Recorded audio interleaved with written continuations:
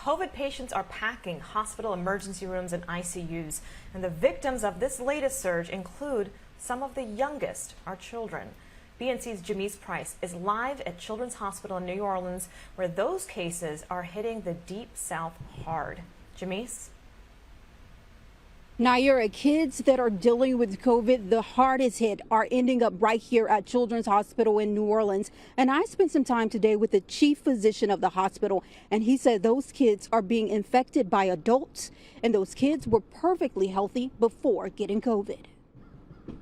Inside Children's Hospital in New Orleans, we're seeing the youngest fall victim to this COVID fight. Our youngest that we've admitted with COVID so far is just 2 weeks old. In the ICU, it's dire. We have 6 in the ICU today, several on ventilators, so they're quite ill.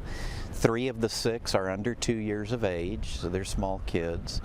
And some didn't survive.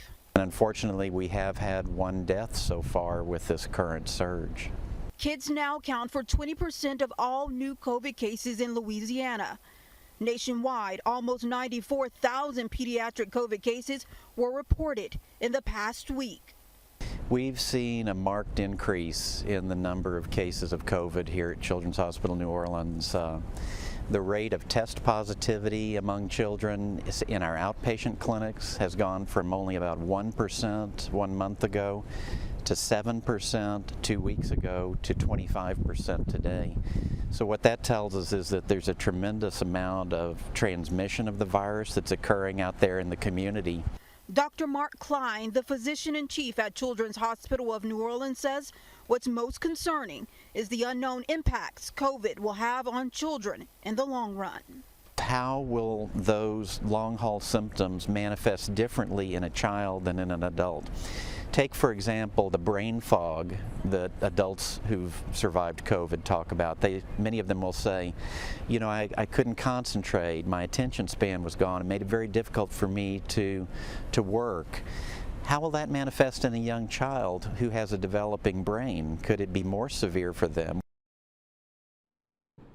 That's why doctors are stressing vaccinations as well as masking. Now, in addition to those COVID patients, doctors are also treating children who are dealing with another respiratory virus, RSV. So that's certainly concerning as kids are now back in the classroom. It's also concerning because this medical team can't catch a break. Naira?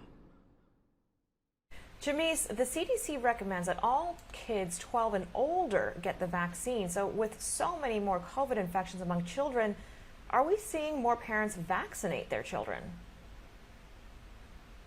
In Louisiana, unfortunately, it's no. About 13% of kids who qualify for a vaccine have received one. So there's so many more kids who need to get vaccinated. Naira?